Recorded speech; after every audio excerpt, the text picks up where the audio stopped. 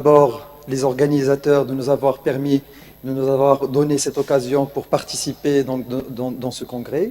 Et je remercie aussi encore ce comité d'organisation de leur accueil, de leur hospitalité. Et je suis très honoré de participer dans ce congrès. Et surtout, comme ça a été dit par notre maître professeur Lady et monsieur le recteur, c'est qu'on est conscient et on est convaincu de l'importance de ce moment historique qui est celui de la constitution de la Société maghrébine d'anatomie. Pour cette communication, donc, on a choisi le sujet sur la formation pédagogique en anatomie entre l'innovation et la dissection.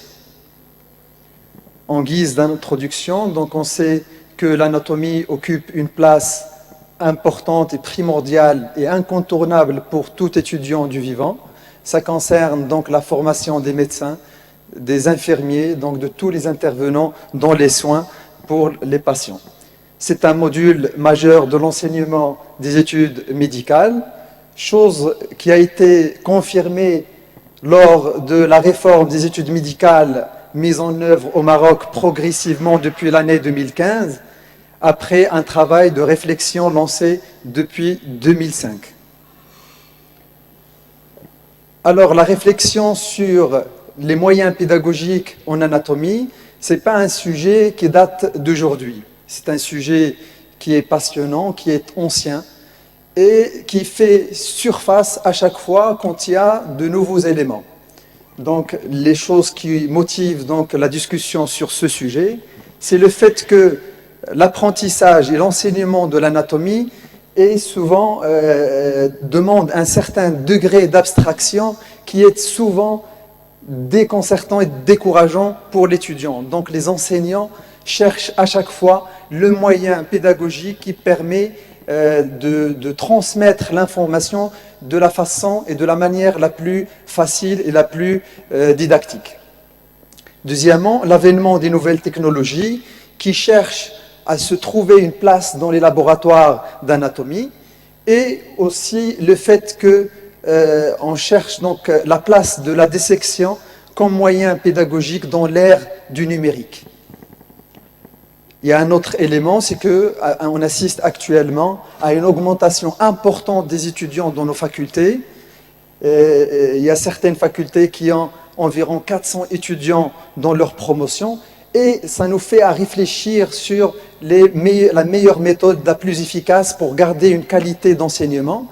Et ceci d'une part, et d'autre part, le fait qu'il y a l'accès qui est actuellement limité aux pièces anatomiques. L'intérêt pédagogique contesté de la dissection, et ceci sur plusieurs raisons, l'éthique, le vide juridique, le contexte socio-culturel et religieux qu'on vit dans nos pays du Maghreb et dans les pays musulmans. Et il y a certains qui se posent des questions, certains qui vont considérer que la dissection pour les étudiants en médecine est dépassée et qu'on peut la remplacer par les logiciels d'anatomie virtuelle. En réalité, c'est la question sur laquelle on doit répondre au cours de cette communication et on va terminer par certaines recommandations. Donc, on va rappeler ici que historiquement et étymologiquement, l'anatomie a été toujours perçue comme un geste. On dit faire une anatomie. C'est une science qui est morphologique et qui doit répondre aux besoins de la clinique. Au fait, c'est cette intrication entre les deux domaines qui a fait les progrès donc, de la médecine. Donc ce sont deux notions qui sont importantes à retenir dans la réflexion du moyen pédagogique le plus performant. On rappelle un peu les différents moments historiques donc, de l'anatomie. On rappelle ici que voilà, il y a les travaux de Claude Gallien sur la terminologie. C'est le fait d'essayer d'avoir un langage qui est commun pour faciliter la communication entre les praticiens et rendre cette anatomie universelle. Et c'est l'objectif donc de cette discipline qui est l'anatomie. La première dissection a été réalisé en public par André Vézal en 1543. Et puis ici, on a deux moments historiques qui sont très importants. C'est en 1832, la première loi sur l'anatomie en Angleterre qui permet aux étudiants en médecine de disposer de corps non revendiqués ou légués. Par la suite, il y a 1954 par André Delmas en France, c'est la loi sur le don du corps au laboratoire d'anatomie pour la recherche et l'enseignement. Ça marque le début de l'État souverain, l'État des droits et l'État des lois. C'est pour réglementer donc cette pratique qui est la dissection. Donc je vais commencer tout d'abord par la dissection. C'est le sujet anatomique dans cette discipline et la base de la dissection. Et l'intérêt dans les formations médicales, il a un intérêt très important dans tous les stades de la formation médicale, que ce soit la formation en pré-gradué, en post-gradué, dans la formation continue et dans la recherche. Donc on voit très bien que c'est une méthode qui va intervenir sur tous les cycles de formation de l'étude médicale. Les avantages de cette discipline en pré-gradué, c'est qu'il va agir sur les différents domaines de l'apprentissage, notamment sur le domaine cognitif, c'est le savoir, sur le domaine psychomoteur et sur le domaine psycho-affectif. Donc c'est le savoir-faire et le savoir-être. Et c'est en quelque sorte la singularité de cette méthode, c'est qu'elle va agir sur le domaine psychomoteur et le psycho-affectif. C'est comme on l'a appris, c'est qu'il faut traiter le corps et le cadavre dans la décence et dans le respect. La dissection donc, est une technique d'apprentissage qui est très appréciée par la majorité des étudiants. Ceci se voit dans certaines études qui ont été faites par des facultés qui pratiquent encore donc, la dissection. Ceci a été fait sous forme de questionnaire et ce qui en sort, c'est que la majorité des étudiants apprécient encore cette méthode de dissection. Autre avantage, c'est dans la formation chirurgicale et dans la formation aux gestes techniques des spécialités médicales, dans ce qui est donc l'anesthésie, l'echo-régional, les infiltrations, la pose du drain thoracique. C'est en quelque sorte ce qu'on fait actuellement avec la chirurgie expérimentale. C'est quelque chose qu'on faisait et qu'on pouvait faire avec donc, la dissection. Il permet donc d'apprendre les techniques chirurgicales dans des conditions idéales, surtout devant les contraintes du médico-légal et l'hyperspécialisation. C'est quelque chose donc qui nous suit, c'est l'ombre du médico-légal qui fait que les enseignants ont du mal certaines fois à faire apprendre certains gestes aux étudiants et aux résidents. Le fait qu'il y ait une hyperspécialisation rend aussi cet apprentissage difficile au bloc opératoire. Donc le passage au laboratoire d'anatomie avec la dissection se voit actuellement aussi primordial. On sait, au laboratoire d'anatomie donc à Fès, on avait à notre disposition donc des cadavres, on faisait des dissections les week-ends, le soir, et c'est là où on a appris certains gestes. Et c'est là on a appris aussi l'anatomie de certaines régions qui étaient très difficiles à comprendre donc dans les livres et dans les polycopiés. Et ça permet aussi de rappeler une vérité immuable aux futurs chirurgiens, c'est qu'il faut savoir reproduire les gestes, mais aussi les interpréter anatomiquement. Et ça permet un progrès important dans la technique qu'on fait dans notre chirurgie, et ça permet aussi d'éviter certaines complications. Et en faisant tout cela, ça permet de garantir une qualité des soins prodigués à nos patients.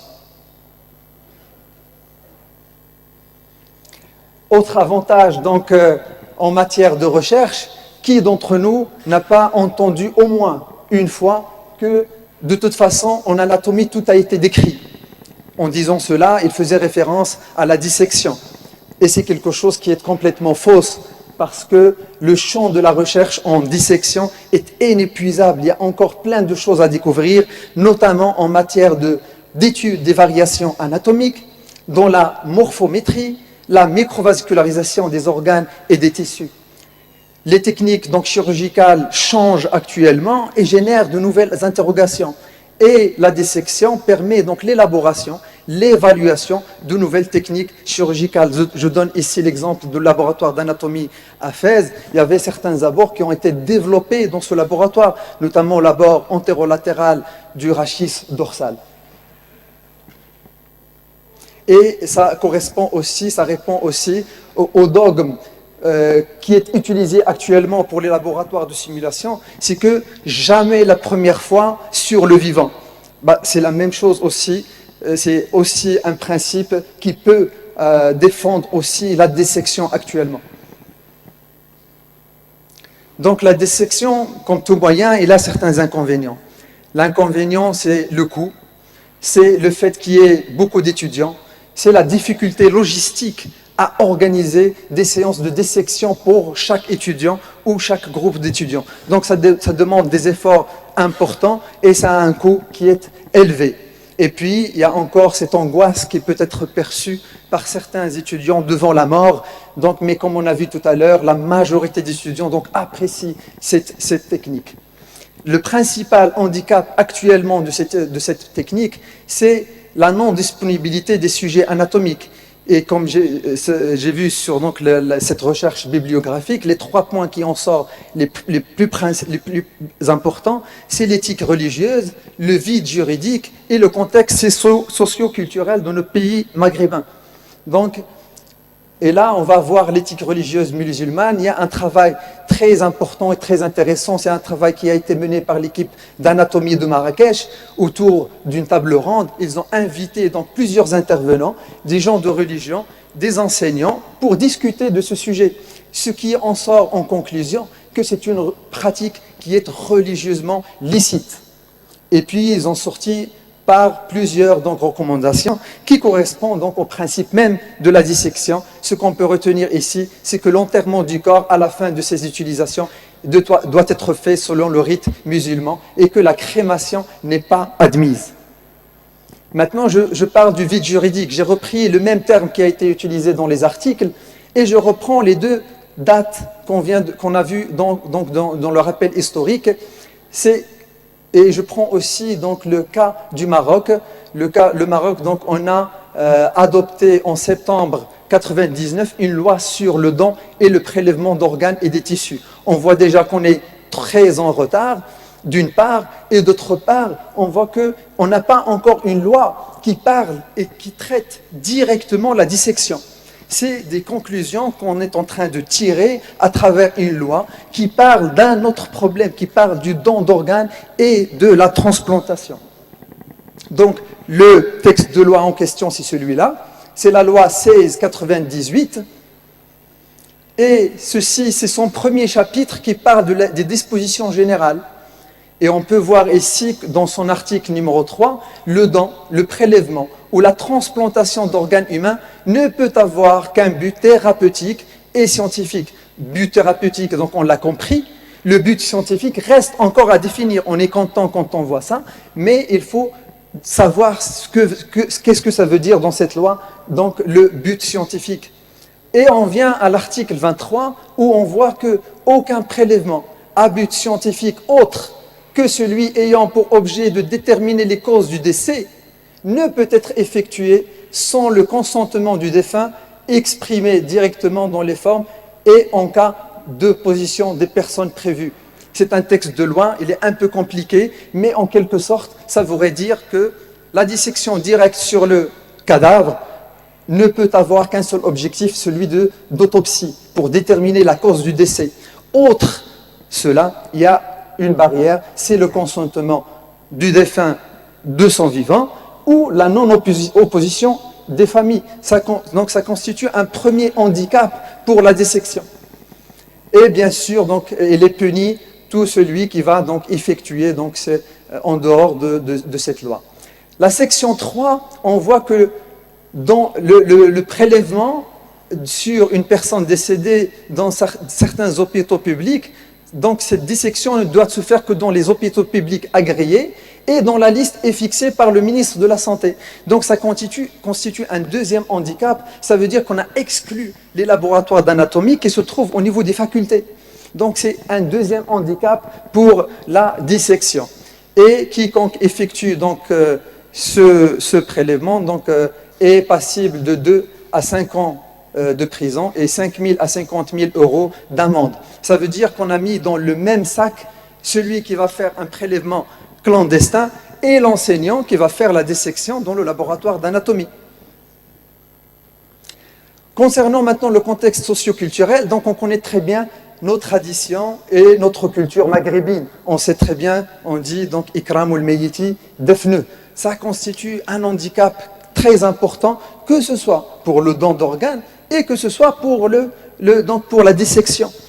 Mais toutefois, il y a un espoir qui peut être gardé puisqu'on assiste récemment à de plus en plus de compréhension et de participation pour le don d'organes dans un but médical.